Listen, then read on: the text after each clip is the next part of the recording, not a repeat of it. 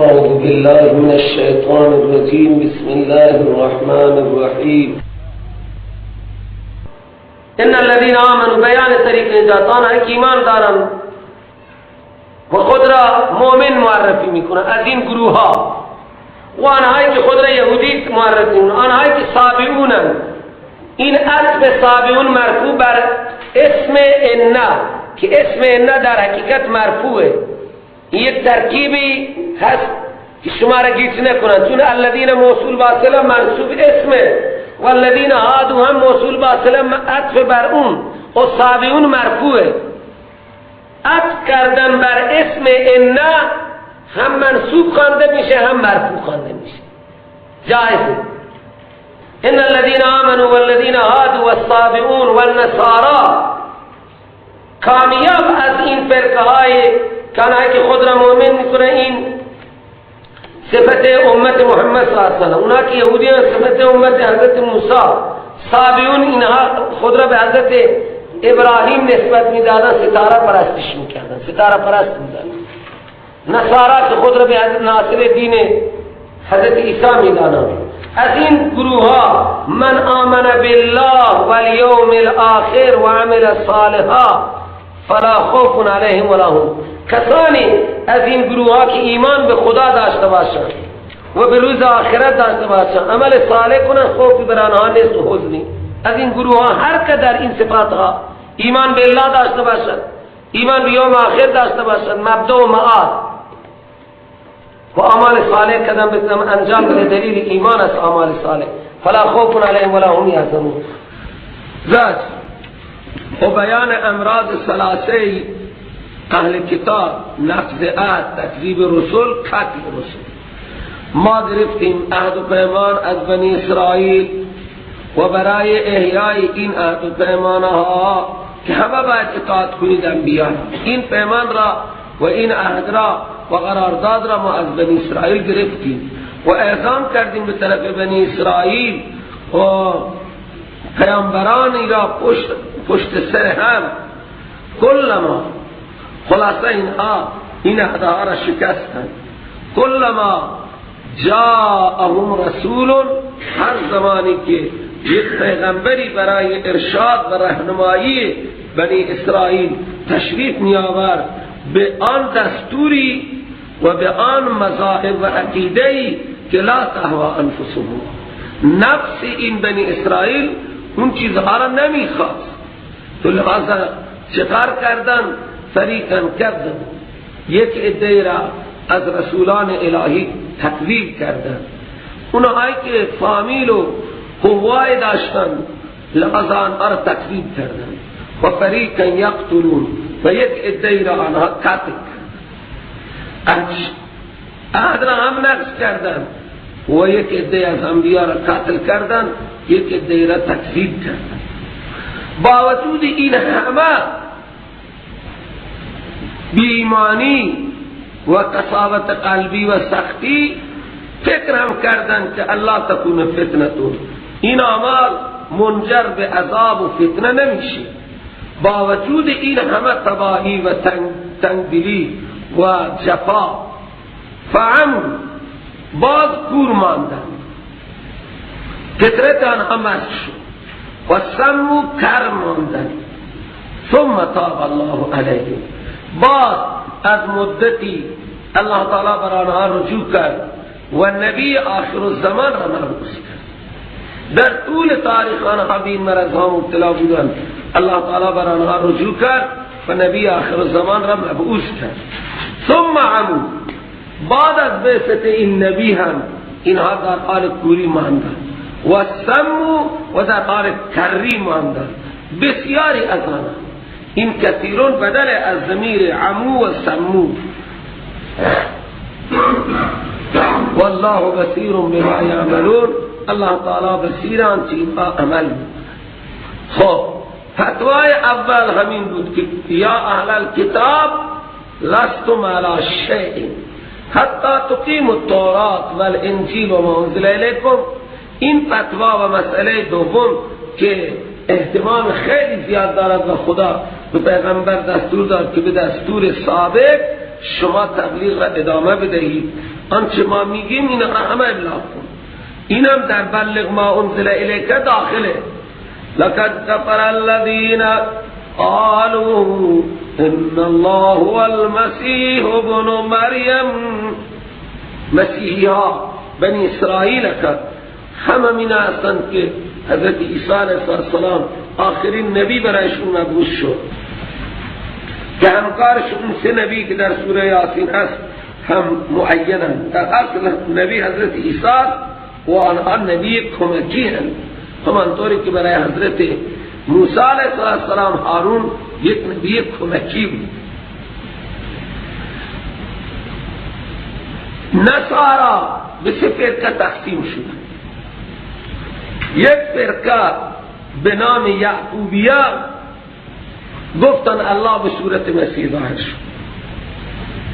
یک فرقه دیگر نسطوریه و ملکانیه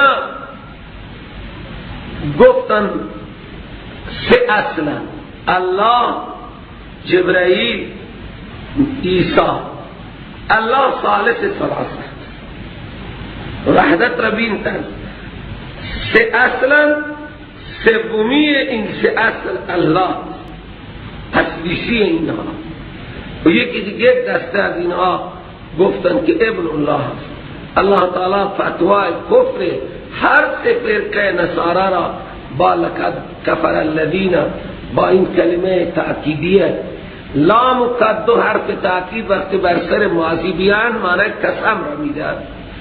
قسم به خدا که کافر شدن آنهایی که گفتن الله همون مسیح ابن مریم است، الله به صورت مسیح ظاهر شده، حالان که خود مسیح علیه السلام فرمود او بنی اسرائیل بدبخت اعبدوا الله ربی و ربکم، پرستش کنید الله را که رب من و رب شما است. انه من یشرک بالله، شان این است، ضمیر انه ضمیر شانه، هر تبا خدا شریک کند در عبادت غیر او را تو فقط حرم الله علیه الجنه، الله تعالی بر او جنت را حرام کرده. جنت بر مشرک حرام است و مأواه جهنم، برای همیشه جایگاه اون مشرک که با خدا در عبادت کسی را شریک کرده جهنم است. و ما للظالمین من انصار، نفی شفاعت تحریح نیست برای چنین ظالمین و مشرکین هیچ مددگاری که شفاعت کند فریاد رسی کند او را هم نیست. فرقه دیگر نسطوریه و ملکانیه ثالث ثلاثه فتوی آنها هم الله تعالی بیان کند. این هم در بلغ ما انزل داخل است. لقد کفر الذین قالوا، سبحان الله، الله تعالی قسم میخورد. چرا؟ نه خود اینها فکر میکردن که کافرند و نه مرید و اطرافیان و کفر خود را هیچ دسته‌ای قبولدار نبود، خصوصا از یهود و نصارا.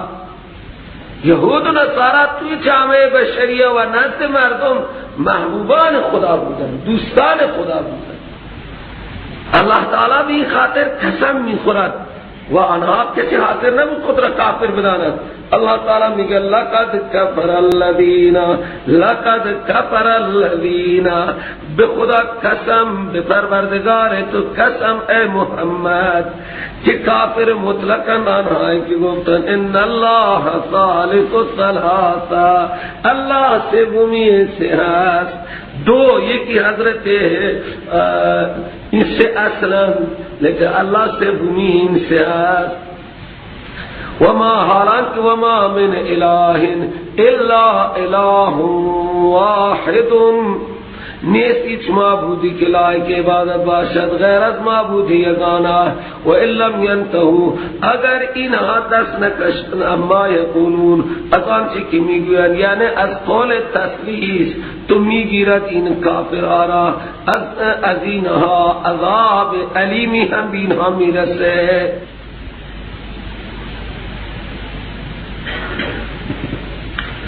افلا یتوبون الی الله، آیا اینها رجوع نمی کنند به طرف خدا؟ ترغیب توبه، از عقاید کفری و شرکی باز نمیان. و آیا اینها بخشش نمی خواند از خدا به خاطر اون شرک ها و کلمات کفری که قبلا اینها تلفظ کردند؟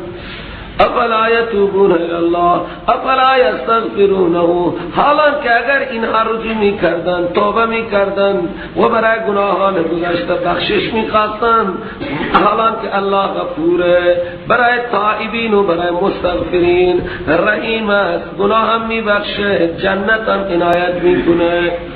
حالا حقیقت مسیر الله تعالی بیان می کنه، نه جز خدا هست. الله را سه قسمت کردن، حضرت جبرائیل و عیسی و الله، سه اصل بزرگ. الله ثالث ثلاثه، این تجدی الله.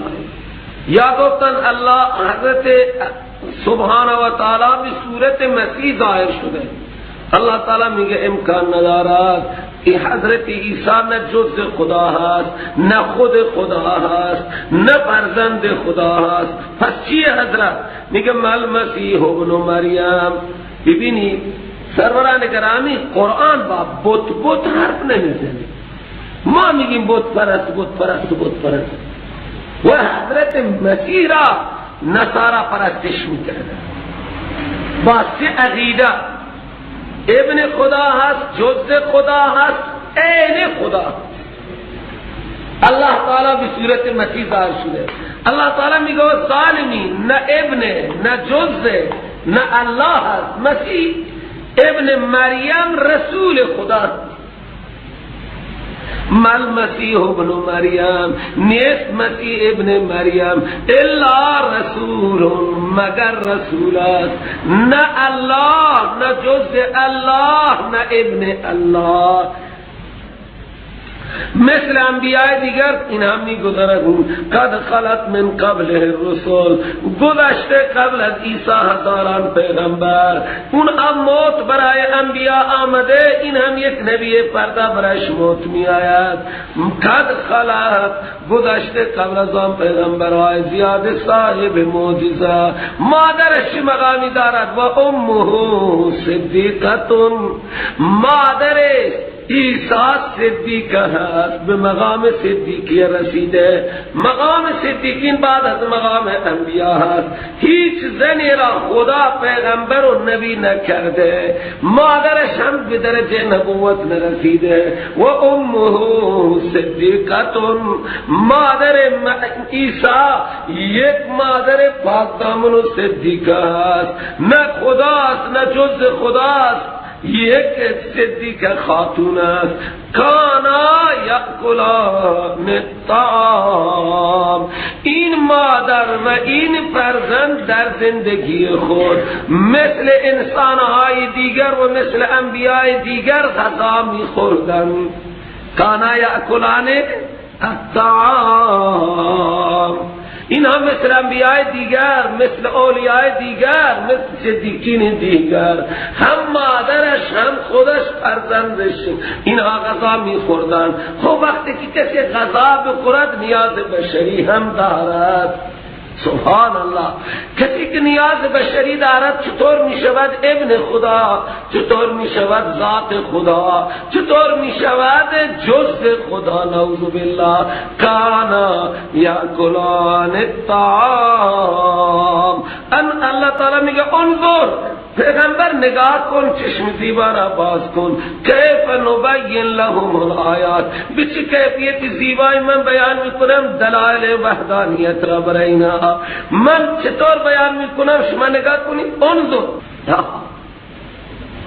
دلائل وحدانیت نفی الوهیت میکنم. کسی که غذا میخورد نیاز بشری دارد، لہذا اینها باید درک کنند و حیا کنند. یک بشر را خدا جز خدا ابن خدا نگویند. ثم بعد از این بیان دلائل توحید، ثم انظر انا یؤفکون، شما نظر بفرما پیغمبر چطور اینها از آیات توحید منصرف کرده میشوند. هم تبیین من نگاه کن، هم انصراف اینها را، بی توجه اینها را نگاه کن.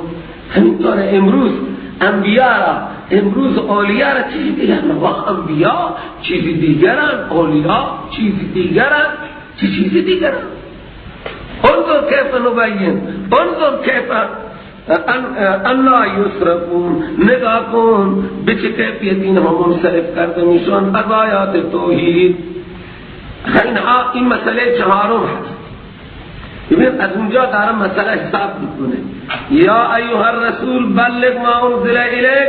مسئله اول قل یا اهل الكتاب لستم علی شیء. مسئله دوم بسیار مهم، لقد کفر الذین قالوا ان الله هو المسیح ابن مریم. مسئله سوم لقد کفر الذین قالوا ان الله ثالث ثلاثه. این مسئله چهارم هست. خب به ایمانها شما غیر از خدا کسی را عبادت میکنید که مالک نفع و ضرر شما نیست. حضرت عیسی نه اختیار دارد به شما نفع برسانه، نه اختیار ضرر شما را دارد. قل بگو پیغمبر، این استفهام هم استفهام انکاریه. اتعبدون من دون الله، آیا شما پرستش میکنید و بی ایمانها غیر از خدا عیسی و مادرش را، ما اون مخلوقاتی را که لا یملک لکم ضرا ولا نفعا، اختیار ضرر شما را هم ندارن، اختیار نفع شما را هم ندارن. این اختیار را ندارن که به شما نفع برسانن، نه این اختیار را دارن که به شما ضرر برسانن. والله هو السمیع العلیم. نفی غیر، فقط خدا هست که فریاد کنندگان را میشنود، حال آنها را میداند و به داد آنها رسیدگی میکند، نه عیسی و مادرش. والله هو السمیع العلیم. مفهومش فهمیدی؟ فقط خدا هست که فریاد کنندگان را میشنود، حال آنها را میداند، به فریاد آنها رسیدگی میکند، نه عیسی و مادرش.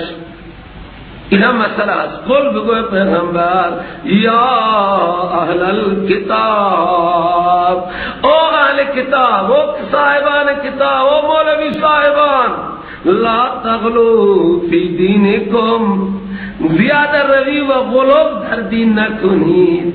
بنده را از مقام بندگی به مقام الوهیت نرسانید، رسول را از مقام رسولی، صدیقه را از مقام صدیقیه به مقام الوهیت نرسانید.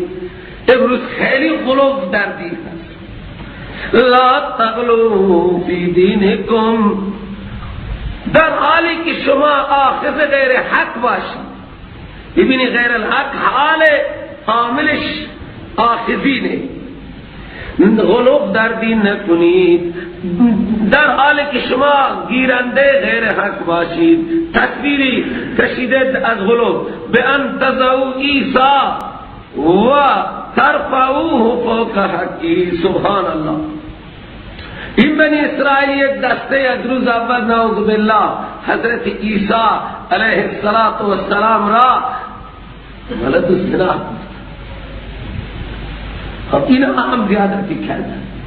شان رفی یک پیغمبر را نعوذ بالله اینا ولد الزنا گفتن. این یک بدبختی هم نبود که حضرت را از مقام رسالت و از مقام عالیه به مقام نعوذ بالله یک ولد الزنا. این هم غلوب هست و یک دسته اینه به مقام الوهیت بردن. الله تعالی میگه اهل کتاب غلوب نکنید بین صورت که شما حضرت عیسی از مقامش پایین تر بگذارید یا او را از مقامش بالاتر ببرید فوق حق ولا تتبعوا هوا قوم. خب این اعتقاد، این نظریه گوش کنید، این اعتقاد، این نظریه سالهای سال از پدر، از اب، از جد ما دارای همین اعتقاد بودیم که یا الله هست یا ابن الله هست یا جز الله هست. اللہ تعالی میگه اونها هم مثل شما نادم بودن، اتباع نکنید تو پیروی نکنید خیالات فاسده قومی را که قد ضلوا من قبل، اونها گمراه شدن قبل از شما به سبب غلو شما کردن، به قلوبهم و هم اسلافون، اونا به خاطر همین قلوب گمراه شدن و اضلوا کثیرا و هزاران انسان دیگر را هم گمراه کردن و ضلوا عن سواء السبیل و گفتن که اینها از راه حالا دفع شبه، یعنی این نیست که راه حق مفقود شده بود، خود آنها گمراه شدن از راه راست، خود آنها انادن با ضد و با اناد از راه راست گمراه شدن. لئن الذین، خب اون گمراهی آنها، زیاده روی آنها، تمرد آنها این نتیجه را داد، لعنت کرده شدن آنها کفر کردن از بنی اسرائیل بلا لسان داود، به زبان زیبای حضرت داود و عیسی ابن مریم.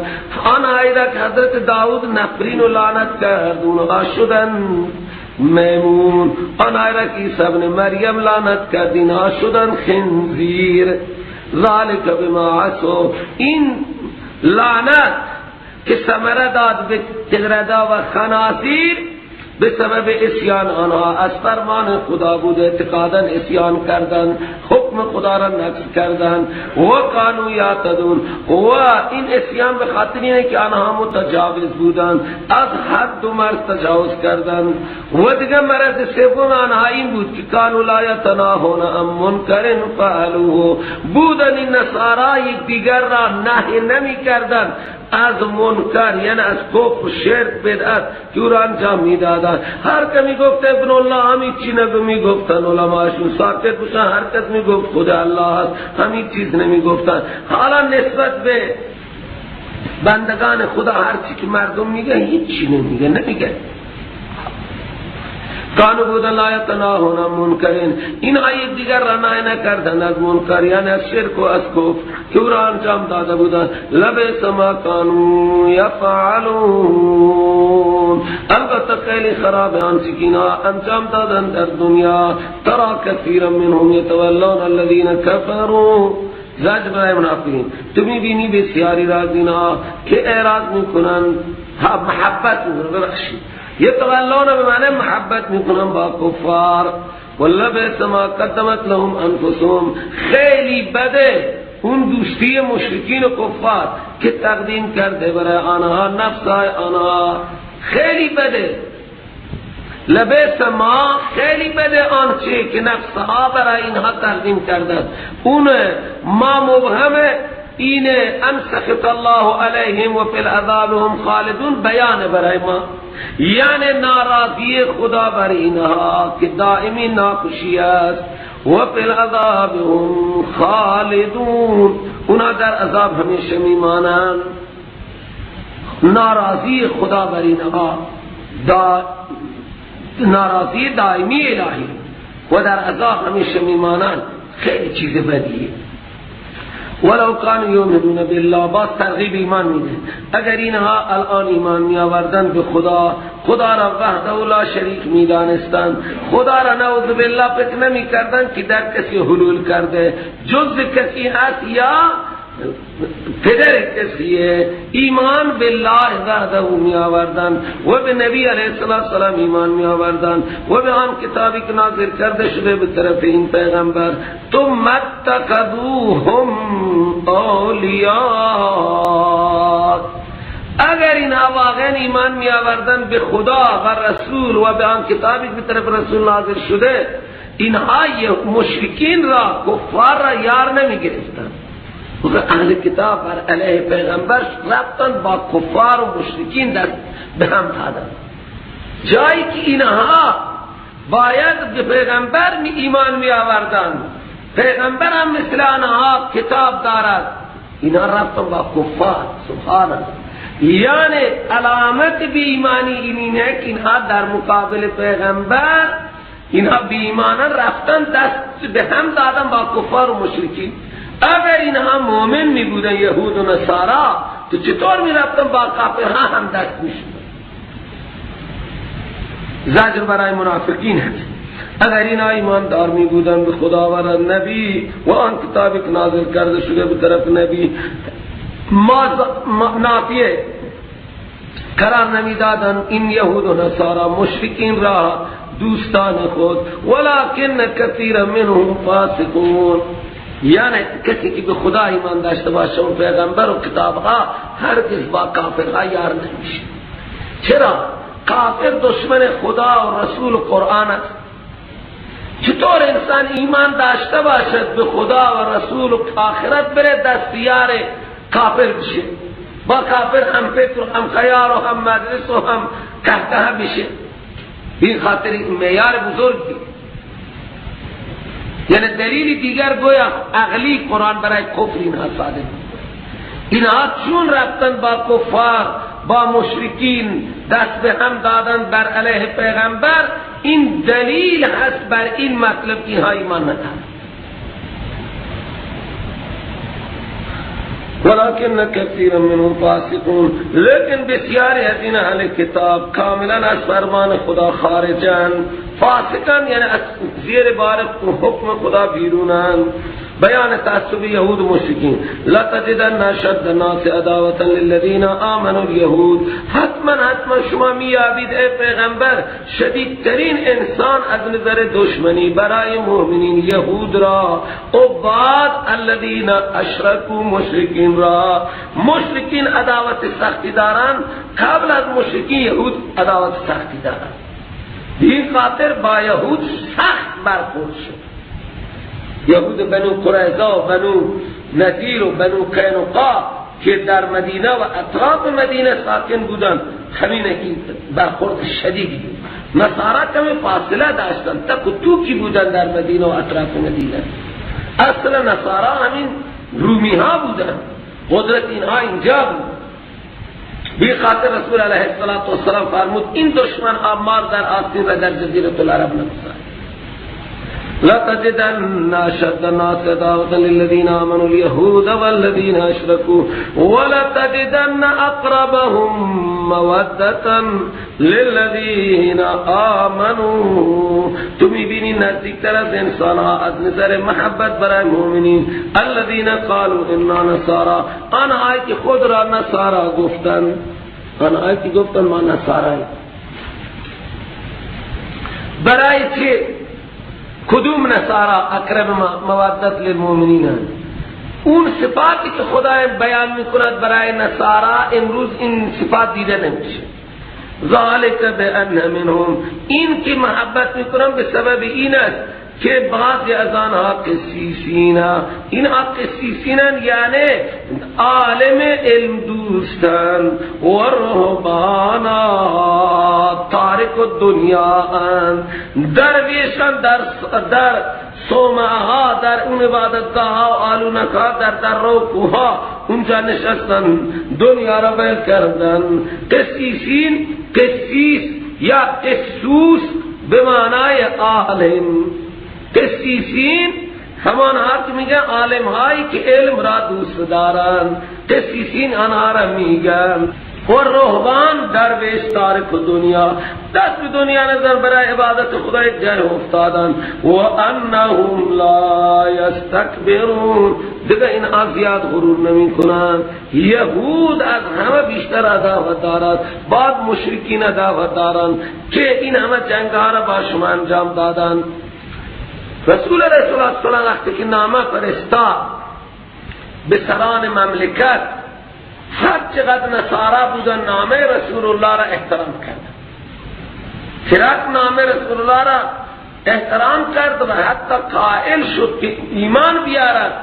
سران خود را در یک اتاق جمع کرد و دعوت ایمان را داد. اینها فرار کرد. وقتی فرار کردن دستور داده بود درها باستفاد کرد. من خواستم شما را امتحان کنم که واقعا شما در دین خود صلابت دارید، سختی دارید یا شلی. این دعوت من دعوت امتحانی بود. اون بیچاره به خاطر اون ریاست که همه سران کشورش نپذیرفتند، لحظا بدبخت شد. حدیث تفصیلی در بخاری شریف هست که هرقل اعلان ایمان کرد، قومش فرار کرد. قبل از این که اینها برن اون سالن بزرگ اجتماعی درش دستور داده بود میبنده. وقتی رفتن دیدن درها بستن، گفت اینها را بخوانید. برگشتن گفت من از این کلمه مقصد من امتحان شما بود که آیا شما در دین صلابت دارید یا تسلیم میشید. بدبخت شد. لیکن این قد شد که تا زمان زنده بود کشور از او گرفته نشد. نام رسول الله را احترام کرد. مقوقس بادشاه مصر هم نام رسول الله را احترام کرد. بادشاه حبشه نجاشی که هم نام را احترام کرد، هم دعوت را احترام کرد، هم صحابه را اکرام کرد، هم پیغمبر علیه السلام قبول کرد و ایمان آورد. یہ خاطر اللہ تعالی میگه این صفات که اینا قسیسینن و رهبانن و انهم لا استکبرون. امروز نصارا رهبانن یا خریفترین افراد دنیا در مال و متاع، لہذا این نصارا و شامل نمیشه. اون زمان با این صفات اگر هستند خوب درسته. کجا الان علم دارن؟ و اذا سمعوا ما انزل الى الرسول، وقتی که میشنوند آن دستوری را که نازل شده به طرف رسول، ترى اعینهم، تو میبینی چشمی نصارا را که جاری میشوند از اشک به خاطر معرفت حق. از شوق، این عشق شوق است. وقتی حق را مییابند اینقدر که شروع به گریه میکنند. این نجاشی بود و میگویند ربنا آمنا، رب ما ایمان آوردیم فاکتبنا مع الشاهدین، ما را هم در لیست شاهدین قرار بده. و ما لنا لا نؤمن، رب مانع از ایمان چی شده ما را که ایمان نیاریم به الله و به آن دستوری که آمده پیش ما از حق و حقیقت واسطه نبی علیه السلام. و چرا ما امیدوار نباشیم که خدا ما را داخل میکند، رب ما را داخل میکند همراه با صالحین در بهشت برین. این مقتضیات ایمان را بیان کرد. پیغمبر آمده و امید داریم که رب ما را در لیست صالحین قرار بده، در لیست سعادتمندان قرار بده. لہذا با این کلمات دعایی فاصابهم الله، جزا داد آنها الله تعالی به سبب آن گفته و دعایی همراه با اعتقاد در باغ که جاری از ایرانا نارا خالدین فیها و ذلک جزاء المحسنین. اونا که صمیم دل نیکی کنن جزایشون همینه. از اینجا یا ایها الذین آمنو ایاده شده نفی شرک فعلی، یعنی از طرف خود حلال و حرام درست نکنی. یا ایها الذین آمنوا لا تحرموا طیبات ما احل الله لكم. ای مومنین شما حرام قرار ندهید طیبات، این اضافت بیانیه هست، یعنی تحریمات غیر الله. حرام قرار ندید طیبات، یعنی آن چرا الله برای شما حلال کرده. ما احل الله لكم را شما حرام قرار ندهید. هرچی خدا حلال کرده اینها طیباتن، شما حق ندارید که طیبات را حرام بکنید. نه اعتقادا، نه عملا، نه قولا. نه اعتقاد حرمتان را داشته باشید، نه با زبانان را حرام بگید و نه عملا، یعنی حتی المسئولین از آنها استفاده کنید. همانطوری که برای حرام خدا انسان اعتقاد دارد حرامه، با زبان هم میگه حرامه، عملا هم دست میزنه. خب طیباتی که خدا برای شما حلال کرده، یعنی آن چرا خدا برای شما حلال کرده، اینها را نه اعتقادا حرام بدانید، نه قولا حرام بگید و نه عملا بخورید از طیبات. هرچی نظرهای الهی همه طیبات هم بخورید، اعتقاد علت آنها را داشته باشید. شما همش نظر خدا میخورید. ولا تعتدوا، از حدود شرعیت تجاوز نکنید. در تحلیل و تحریم آقای حق ندارید بکنید. شما حق ندارید چیز را حرام یا حلال بیان کنید. شما تابع امر خدا باشید. ان الله لا يحب المعتدين، بتحقیق اللہ تعالی دوست ندارد متجاوزین را، اونایی که قد خدا میکنن خود را تحلیل و تحریم خودشان درست میکنن، این متجاوزین را. خلاصه کلوا مما رزقکم الله، بخورید یعنی استفاده کنید، به استعمال خود بیارید حلال طیب را، در حالی که مما رزقکم الله باشد. این حلالا طیبا ذل حاله، مما رزقکم الله حال مقدم. بخورید حلال را. ببین دوستان مال دیگر حلال و هست لیکن طیب نیست. حلال اونم طیب باشد، یعنی مال خود شما باشد. بخورید حلال طیب را در حالی که از آنها باشد که ما به شما رزق داد، الله به شما رزق داده است. واتقوا الله، نسخه عمل بترسید از خدایی که شما به اون خدا ایمان دارید. یک راه حرام کردن طیبات قسمن، قسم میخورم من نمیخورم، گوشت شتر نمیخورم، قسم میخورم من باذنجان نمیخورم. ما باذنجان طیبات خدا حلال کرده، چرا قسم خوردی و بر خودت حرام کردی؟ قسم میخورم من شیر نمینوشم، شیرم مال خودت گوسفندت، قسم خورد به ذریعه قسم بر خود چیزی را حرام میکنه. الله تعالی میگه نه، اگر یک حلال منه قسم خوردید حرام کردید باید استفاده کنی و لحاظا کفارهش را بدید.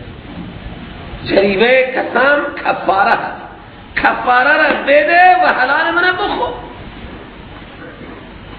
اخذکم الله باللغو فی ایمانکم، نمیگیرد شما را الله تعالی باللغو فی ایمانکم، قسم های لغو در ایمان، لغوی که در ایمان هست. قسم لغو در ایمان اینه که بدون خیال از ذهن انسان والله بالله تعالی میاد. الله تعالی برای این والله بالله تعالی ها شما را نمیگیرد، لیکن خدا شما را گرفت میکند بما عقدتم الایمان، به اون قسم هایی که مؤکد میکنن اونها را دلهای شما، به آنهایی که مؤکد میکنید شما ایمان را. باب معنی الا، میگیرد شما را خدا، الا ما عقدتم الایمان، یعنی بر قسم های منعقده. من عرض کردم قسم ها لغو غموس و منعقده. لغو همونه که بدون اراده از ذهن انسان قسم در میاد. خب این قسم لغو گفته شده و جریمه ای نداره. انسان باید احتیاط کند الکی نام خدا را نگیره، به صورت قسم نام خدا را نگیره. حالا طور الله سبحان الله الحمدلله نام خدا را بگیره، ذکرن و حمدن و ستایشن و تکبیرن و تحلیلن و تسبیحن و تحمیدن. خب یک قسم غموس همونه که انسان دروغی قسم میکنه، در زمان گذشته کاری کرده نکرده و یادش هم هست خلاف قسم میخوره. این قسم دروغی این غموس جریمه و کفاره ندارد، استغفار و توبه از خدا بخواهد. او چون صاحبش در گناه غوطه میخوره. قبلا خواند این حکم یمین غموس را. یکی یمین منعقده همینه که انسان قسمی میخوره من این کار را نمیکنم یا این کار را انجام میدم. اگر کار را انجام نداد و فرصت از او گرفته شد حانث میشه. یا قسم خورده بود که این کار را انجام میدم، این کار را انجام نداد حانث میشه. یا حلالی را حرام کرد، قسم خورد که من از گوشت این گوسفند نمیخورم، حالا اگر گوشت گوسفند خورد حانث میشه، خلاف قسم کرد. تو این قسم را ما منعقده میگیم. در این قسم منعقده کفاره هست. اگر کسی قسم خورد و خلاف قسم خود را کرد تو لحاظ این انسان میشود حانث و باید کفاره بده. اگر قسم میخوره که با پدر حرف نمیزنم، خب این قسم باید بشکنه و کفاره هم باید بده. با پدرش حرف بزنه میشود حانث. حالا کفارش چیه؟ کفارش اطعام 10 مساکین. کفاره این قسم منعقده طعام دادن 10 مسکین از اون غذای متوسطی که اهل و عیال خود را شما اطعام میکنید. غذای متوسط، غذای اعلی هم نه. 10 مسکین و شام و نهار با غذای متوسط. حالا در زندگی ما غذای متوسط تقریبا ماش و عدس و سیب و گرجا و باذنجان، این غذای متوسطه. تنها نان غذای ادنی. کنار نان برنج هم لازمی نیست. نان و یک به اصطلاح شوربای یک چیزی که اون نان را خیس کنه، این غذای متوسط. 10 مسکین را شام و نهار بده. حالا هر مسکین هر چقدر خورد مسئله، یا اینکه به هر مسکین اندازه صدقه فطر بده، به هر مسکین اندازه صدقه فطر بده. این یک صورت. صورت دوم کسوتهم، 10 مسکین را دست لباس بده به هر مسکینی. این هم دست لباس من اوسط ما تطعمون ما تلبسونه. به 10 مسکین الان در عرف ما جامه و شلوار. اگر مسکین زنه چادری هم اضافه. کسوتهم معنی چنین عرفی که در هر جا حاکمه، خالان چادر و یک دست لباس عرف ماه. اگر مسکین زن باشه چادر و کمیس با سروال. او تحریر و رکبتن، یا آزاد کردن گردن از این ستا. ها چنان مسکینیه نه اطعام 10 مساکین میتونه بکنه، نه لباس میتونه به آنها بده، و در عصر ما که اصلا غلامی هم وجود نداره، تو لحاظا 3 روز روزه پی در پی بچی. 3 روز روزه فمن این زمانی 3 روز کی قدرت این چیزها را نداشته باشد. مولوی صاحب اگر جای فتوا میدید اول از اونجا اینطور نیست که شما اختیاری بکنید 3 روز روزه بگیر یا 10 مسکینه، نه، اول همون اطعام 10 مساکین است، کسوتهم است، تحریر رکبه. در آنها اختیار، در آن 3 اختیار دارد، هر کدام را انجام بده. اطعام 10 مساکین کنه یا کسوتهم کنه یا تحریر رکبه، اونجا اختیار داره. لیکن اگر اون ستا هیچ کدام را نمیتواند فمن لم یجد تو فصیام 3 ایام متوالیات، 3 روز پی در پی هم روزه. در قرائتی آمده متوالیات یا متابعات، پشت سر هم باشند.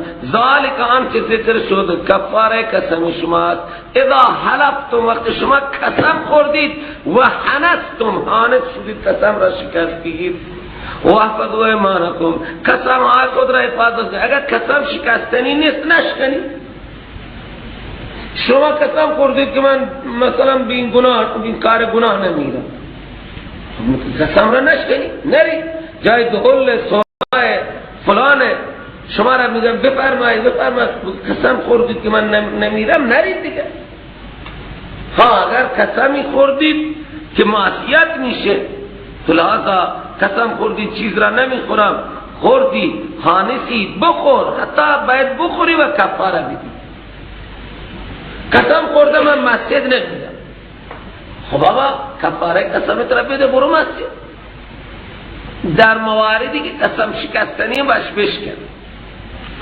ها واحفظوا ایمانکم جایی هست که نیکیه، خب قسم نگاه داره. واحفظوا ایمانکم، حفاظت کنید شما قسمات خود را. کذالک یبین الله لكم آیاته لعلکم تشکرون. به همین کیفیت تبیین میکند الله تعالی برای شما احکامات خود را تا که شما شکرگزار خدا باشید، رعای مصالح بکنید. یا ایها الذین آمنوا انما الخمر والمیسر. نیت اینجا بیانه نظرهای غیر الله، نظرهای غیر الله.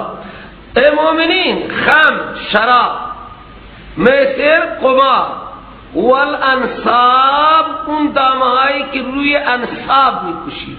انصاب خاندی 360 سنگ نصب کرده بودن، هر یکی از آنها محل ذبح یک معبود.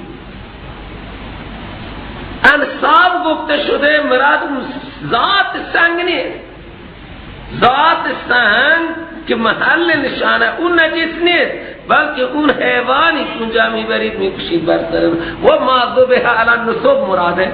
در ابتدای سوره نخواندید ما ذبح علی النصب، نصب جمعش انصاب میگه. و اینجا ذکر انصاب ذکر محل اراده همان حال اونجا میاد کشته میشه. ما مراد معذوب علی نصوب اینجا انصاب. والازلام، ازلام ذات تیرها نجس نیستن بلکه اون تقسیم بالازلام، تقسیم بالازلام و آن که ضبط کرده می شود بر انصاب، همه اینها رجسون، پلید پلیده. رجس اون چیز را میگن که دیگه پاک نشه. حالا ببین کثافت را، حالا اینها رجسن، پلیدن. یک مثلا دوم من عمل شیطان، شیطانی که درست کرده این همه نصبها درستند، این همه گاو و گوسفند اونجا کشته میشوند، اینها عمل شیطان است. تقسیم بالازلام همین عمل شیطان است. شما شیطان سبق داده برابر پول میدید و به اصطلاح شانس بازی میکنید، این همه عمل شیطان است.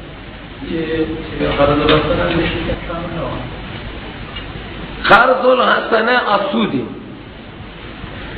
جایزه قرض الحسنه سودی، او ربای. و در ضمن هم که قرآن دازی میکنن میآید توی همین تقسیم بالازلام، پول برابر گذاشتن یا حتی یکی کمه، حالا قرآن می اندازن که کی میبره این چیز را میبره. مثلا یک آقای 300,000 تومان گذاشته یک ماشین برنده میشه. اینا هم در اون تقسیم بالازلام داخل.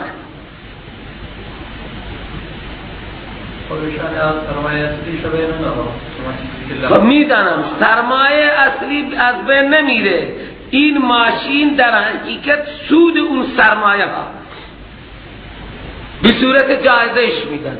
یه دیگه چیزیه، سود اون سرمایه هست یا نه؟ شما 3 میلیون گذاشتی، من 300,000 نام من در میاد، من دارای ماشینم و شما فقط نگاه میکنید.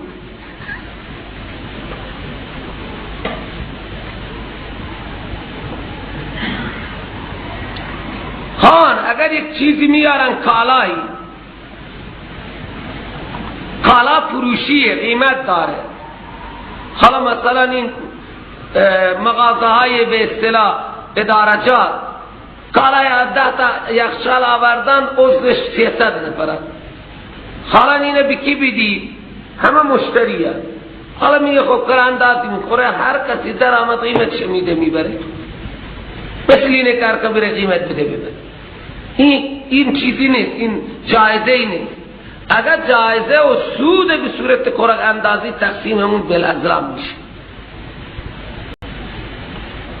پول برابر دادن، حتی اونا هم پول برابر می دادن، لیکن یکی 7 سهم می برد، یکی 5 سهم، یکی و 3 تا هیچی. تقسیم بالازلام هم همینه، هر خوشیه. ها کالای آمده توی مغازه، حالا میخوان بر اعضای اون شرکت تقسیم بکنن، همه مشتری زیاده، این بابا قرآن دازی بود، قرآن هر قدر آمد پولش میده بیده. خب این درست، این یعنی این همون قرآن دازی که همه میگفتن مریم ما تکفل میکنیم. خلاصه قرآن دازی کن، قرآن کی در آمد او تکفل کنه که حق کسی سوخ نمیکنه اینجا، اون آقا پول میده میره، فقط قرآن اونو برده برنده کرده.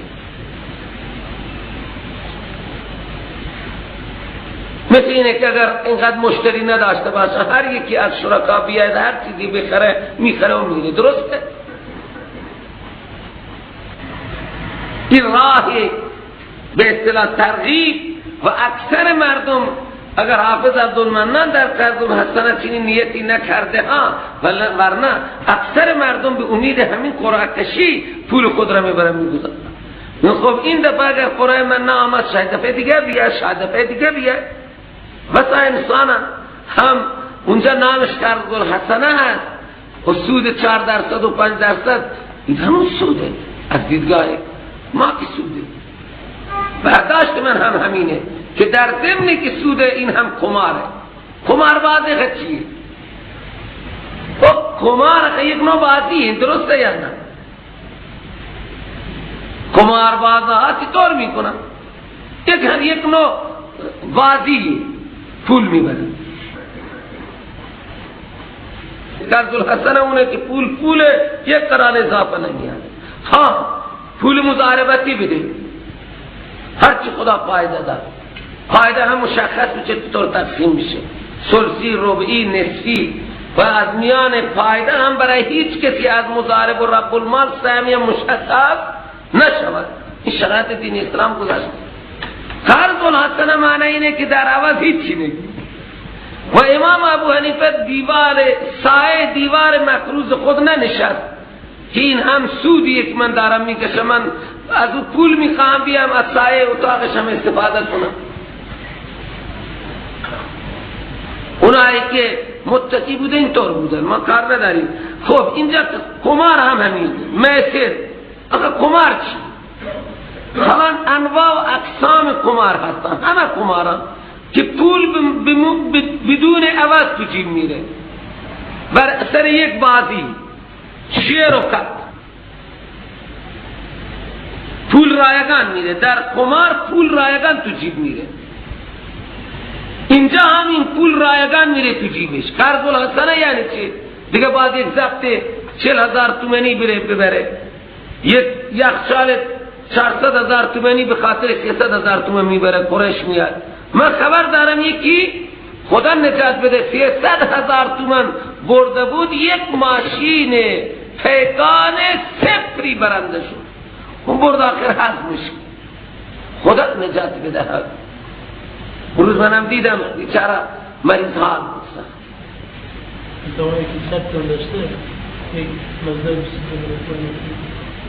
مزده 22 میلیون. خوب بله پولش که هم 100,000 میدنم، یعنی برای 100,000 تومان یک مزده 22 میلیونی.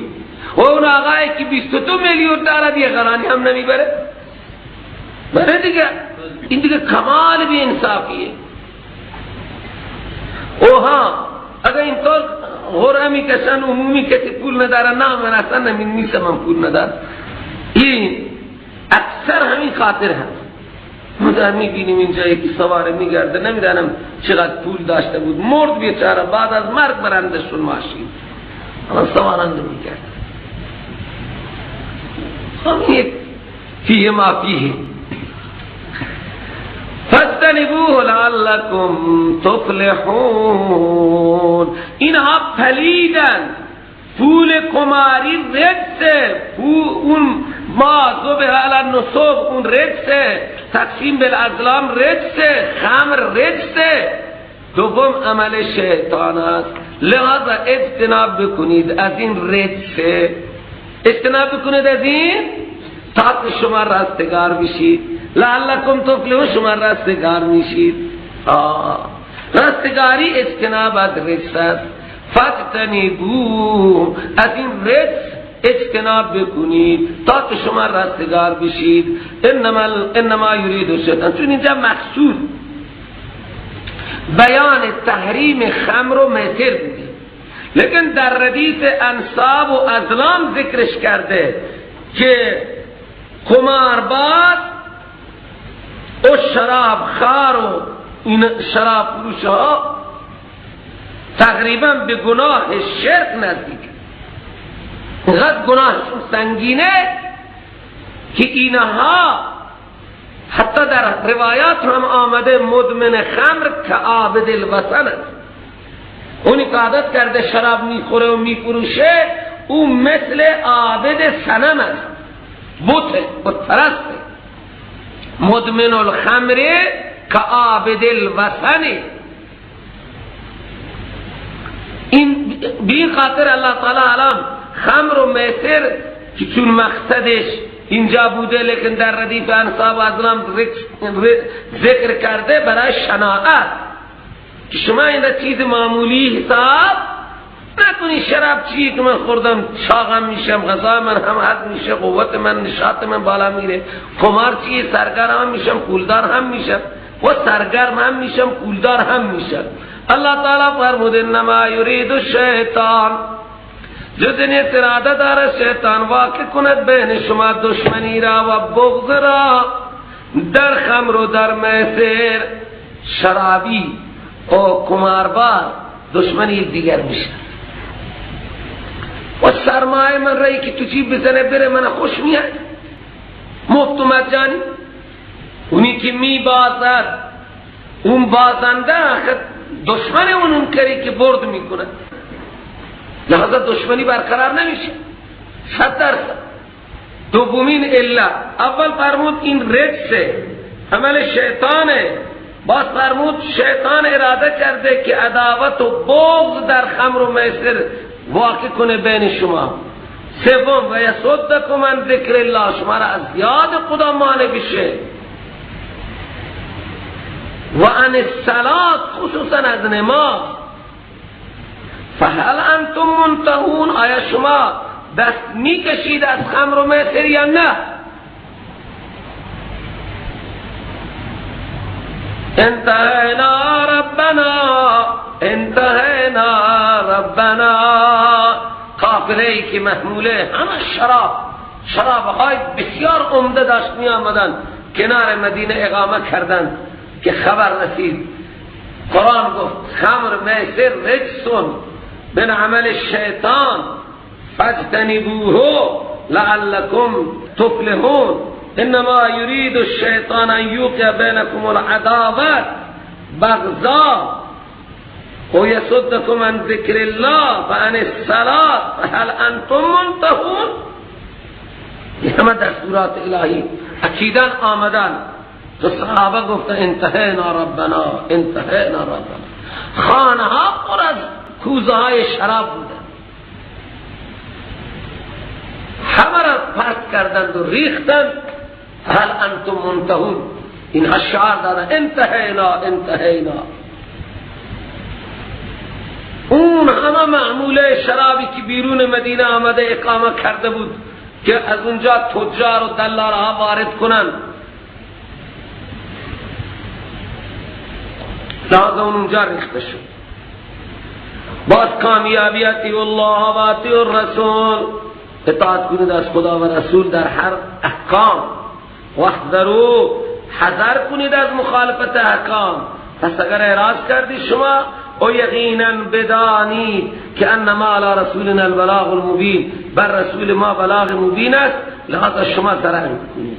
رسول من ضرر نمی کند، وظیفهش بلاغ مبین، مجازات می کند. خب اشکال وارد و جواب اشکاله که اونهایی که قبل از ما شراب فروختند و خوردند و مردند و رفتند و قماربازی کردند و خوردند و رفتند، اون گذشته چیه؟ اولا که حرمت اینا نامده بود، هم قماربازی بود، هم شرابخواری بود، هم اونجا از ازلام و انصاب بود. الله تعالی میگه گذشته السلام. لیس علی الذین آمنوا، نیست بر آنهایی که ایمان آوردند و عمل صالح کردند جناحی در آن صورتی که خوردند از خمر و میسر.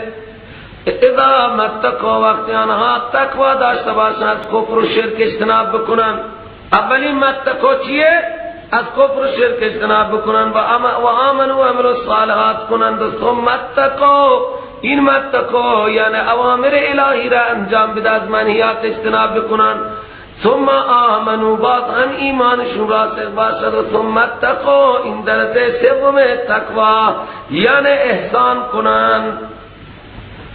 درجه سوم تقوا از هر ما سوی الله راست کنند.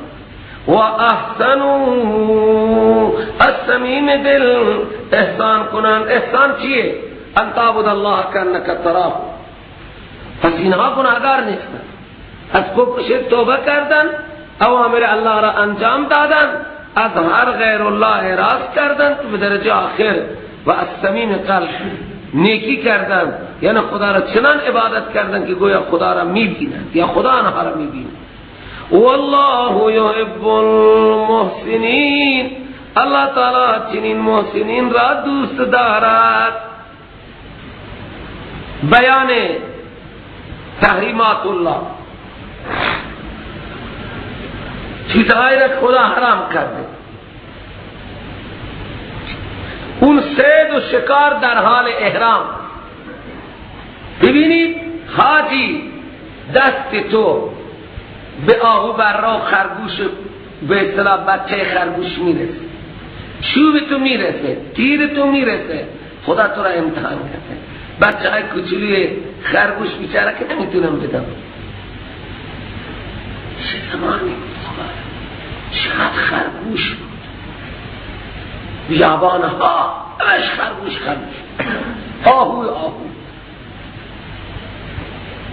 چطور جهان پر از گیاه و طبیعت بود. بر اثر نافرمانی ما اینها همه مفقودند. یا ایها الذین آمنوا لیبلونکم الله بشیء من الصید. او مؤمنین حتما خدا قسما جمله مؤکده امتحان می کند خدا شما را با یک چیزی از صید. شما عاجی صید و شکار خدا برای شما حرام کرده، حالا صید و شکار هم فرار نمی کند. امتحان می کند شما را اللہ تعالی با یک چیزی از صید تنالهو ایدیکم، دست شما به اون صید میرسه، بچهش پرنده نمیتونه بپره، شما با دست میتونی بگیری. و رماحکم، تیر شما نهارا میگیره، اونا که بزرگتر کمی میپرن، بعد مرتا شروع میکنن چریدن. اللہ شما را امتحان میکنه تا که ظاهر کنه من یخافو بالغیب، چه کسی از خدا میترسه بدون دیدن؟ هیچ کس نیست. حاجی محرم دارد می آید، صید و شکار دور برش میچرن، تیرش هم میرسه، دستش هم میگیره، میتونه بچه رو به دست بگیره. اللہ تعالی چرا حرام کرده؟ یک نوع امتحانیه. او را برای محرم چرا حرام کرده؟ علتش اون طرف نیست. علتش چیه؟ علتش یک امتحان الهی و علت حرمت شکار برای محرم فقط امتحان الهی، ورنه در ذات اون شکار نجاستی نیست، او همون طیبه. لیکن حاجی را که احرام بسته خدا امتحان میکنه، میگه تو اجازه نداری. حالا معلومه که حاجی صاحب فرمان خدا را اطاعت میکند یا نفس خود را راضی میکند. حکمت حرمت شکار برای محرم امتحان الهیه،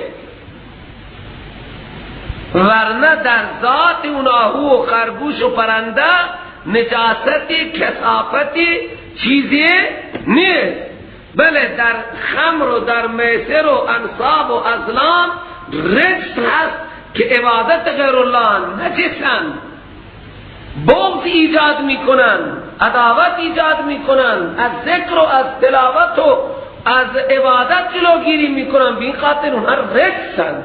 آهوش شکار رجس نیست، امتحان الهی تا که ظاهر کنند خدا نایرک میترسند از خدا بدون دیدن عذاب خدا و قهر خدا. کسی تجاوز کرد بعد از ذالک، بعد این تحریم، فله عذاب علیم، عذاب علیم است. چرا فرمان خدا را نقض کرده؟ و فرمان خدا را چرا نقض کرده؟ عذاب علیم است. حالا اعاده تحریمات الله. لہذا یا ایها الذین آمنوا لا تقتلوا الصید وانتم حرم. کسانی که شما ایمان آورده اید شکار را قتل نکنید در حالی که شما احرام دارید. نه قتلش صحیحه نه صیدش صحیحه. بگیریم ببریم مثل بنی اسرائیل نعوذ بالله تو قفس بگذاریم و بعد وقت احرام حلال شدین سر ببریم، باز همین حرامه. شکار حرامه برای انسان محرم که احرام میبنده. احرام را هم به همین خاطر احرام میگن که بسیار چیزهای حلال و مباح را بر انسان حرام میکنه. من جمله چیزهای مباح شکار است. الان اگر شما شکاری گرفتید بودید قفسه کردید یا سر بریدید تو قطعا حرامه، لیکن جریمه هم باید بدید. گوشتش هم که نمیتونید بخورید جریمه هم باید پرداخت کنید. و من قتله منکم، کسی که قتل کند اون صید را از شما در حال احرام متعمدن قتل کند یا خطا، فرق نمی کنه، لیکن در قید متعمدن گناهش بیشتره. پس بگردن اون قاتل صید محرم جزایی هست. این جزاء موصوفه، مثل صفت آن است. ما موصولیه، قتل آیدش معذوفه. من النعم دو تعبیر دارد. امام می فرماید که این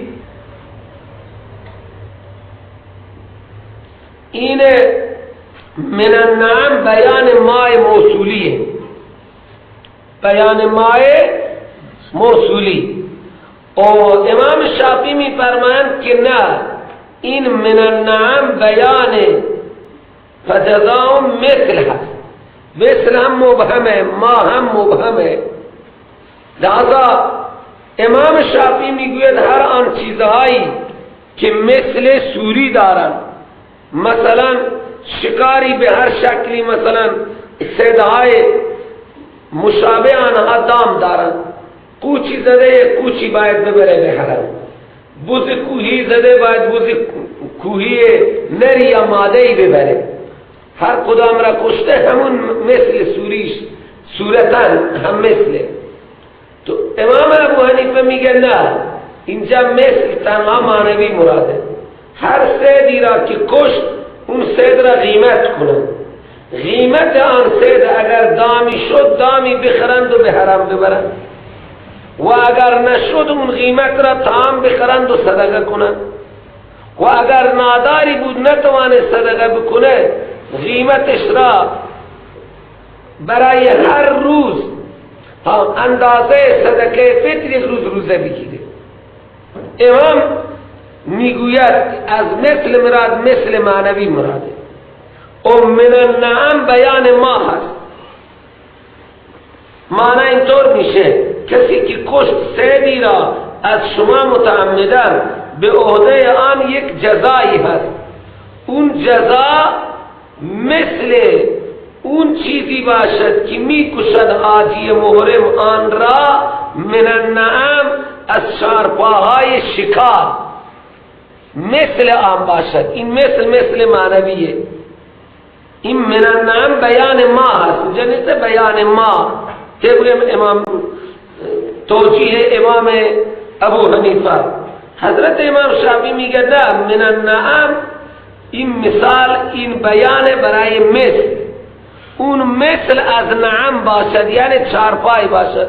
اگر گورخری کشته تو گاوی بدهد، اگر شتر مرغی کشته شتری باید ببرد در حرم، و اگر از این صیدها کشته به هر صیدی که مشابه توی دامها هست، آهوی کشته به اصطلاح میشی بدهد. خب اون چیزهایی که مثل ندارد، مثل کبوتر و غیره، کبوتر هم مثل شما چی داری؟ لحاظا یا کبک هم مثل شما چی داری؟ اینا قیمت میکنیم. اگر قیمتش گوسفندی شد خب همون گوسفندی میکنیم میبریمش. یا مثلا کسی طاووسی بکشه او باید قیمت بشه، قیمتش را امام ابو حنیفه در هر حال قیمت میکنه. اگر قیمت بعد حیوانی شد مثل شتر و گاوی شد اونم میخریم و میبریم، نشد لحاظا اطعام میکنیم، همون قیمت را میبریم طعام میکنیم و به فقرا میدیم. یا برای هر اندازه صدقه فطر یک روزه میگیره. یحکم بهی فیصله کند بی این مثل، امام میگوید ذوا عدل، صاحب عدل یعنی تجربه کار باشن، بدانه قیمتش.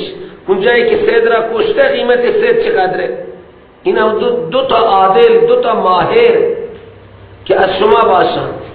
بعد این امام صاحب میگه که هدیم بالغ الکعبه، همین قیمت را هدیه بکنن، یعنی گاوی شتری گوسفندی که برسد به کعبه.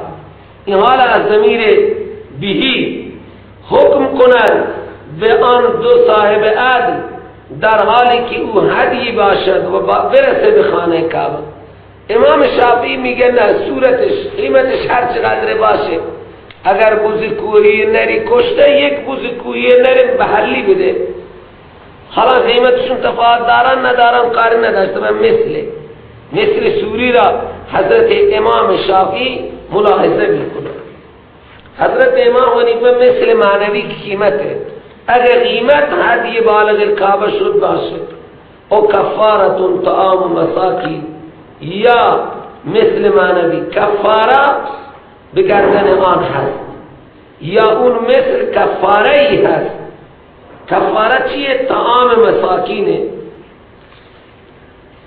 به هر مسکین اندازه صدقه فطر بدهد. اگر نداشت اندازه صدقه فطر یک روز روزه بگیره. فرض کن 10 کیلو شدن و این ندارد 10 کیلو را بدهد، پس در برابر هر 2 کیلو یک روز روزه بگیره، 5 روز روزه بگیره. او عدل ذالک صیاما، یا برابری اینها اندازه صدقه فطر روزه بگیره، یک روز روزه، تا بچشد این انسانی که در احرام جنایت کرده نتیجه کارش را. عفا الله اما سلف، در گذشته هر چی کرده خدا معاف کرده، خدا بخشیده است. و من عاد، کسی باز عاد کنه دو مرتبه شکار بکنه، علاوه کفاره مجازات اخروی هم است. فینتقم الله منه، الله تعالی از او انتقام میگیره. الله تعالی انتقام گیرنده است. والله عزیز ذو انتقام، الله توانایی دارد هر دفعه شما خلاف بکنید شما را مجازات کنه. صاحب انتقام هست، انتقام میگیره از شما. و آخر دعوانا ان الحمد لله رب العالمین.